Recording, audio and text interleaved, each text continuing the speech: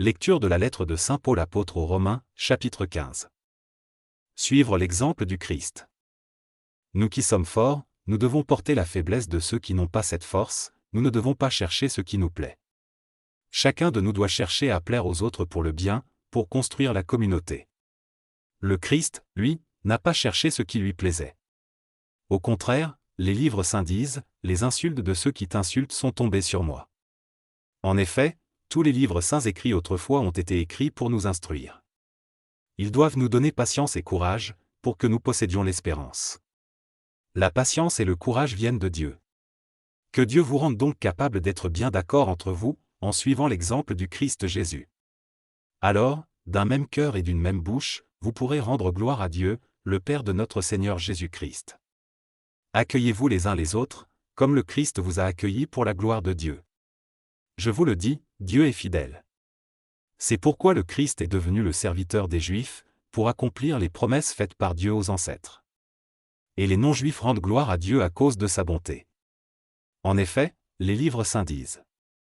Pour cela, je te fêterai parmi tous les peuples et je chanterai en l'honneur de ton nom. Les livres saints disent encore. Peuple, réjouissez-vous avec le peuple que Dieu a choisi. Pays du monde entier, chantez la louange du Seigneur. Tous les peuples, chantez la grandeur de Dieu. Ésaïe dit aussi. Un homme de la famille de Jessé va venir. Il se lèvera pour gouverner les autres peuples, et ces peuples mettront leur espoir en lui. Que Dieu, qui donne l'espérance, vous remplisse de paix et de joie à cause de votre foi. Alors vous serez plein d'espérance par la puissance de l'Esprit Saint. Paul, serviteur du Christ. Frères et sœurs, personnellement j'en suis sûr, vous êtes vous-même plein de bonne volonté. Vous savez tout ce qu'il faut connaître et vous êtes capable de vous donner des conseils les uns aux autres. Pourtant, quelquefois dans cette lettre, je n'ai pas hésité à vous rappeler ce que vous avez déjà appris. Je l'ai fait parce que Dieu, dans sa bonté, a fait de moi le serviteur du Christ Jésus pour ceux qui ne sont pas juifs. Il m'a mis à part pour annoncer sa bonne nouvelle.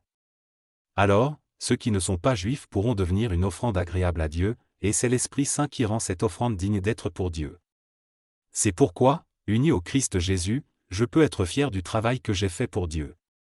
En effet, si j'ose parler de quelque chose, c'est seulement de ce que le Christ a fait par moi.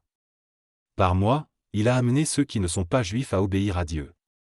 Il a fait cela par des paroles et par des actes, par des signes puissants et extraordinaires, avec la force de l'Esprit de Dieu.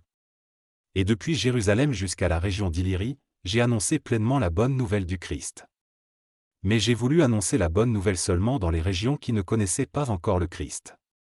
J'ai fait cela pour ne pas construire sur des fondations préparées par quelqu'un d'autre.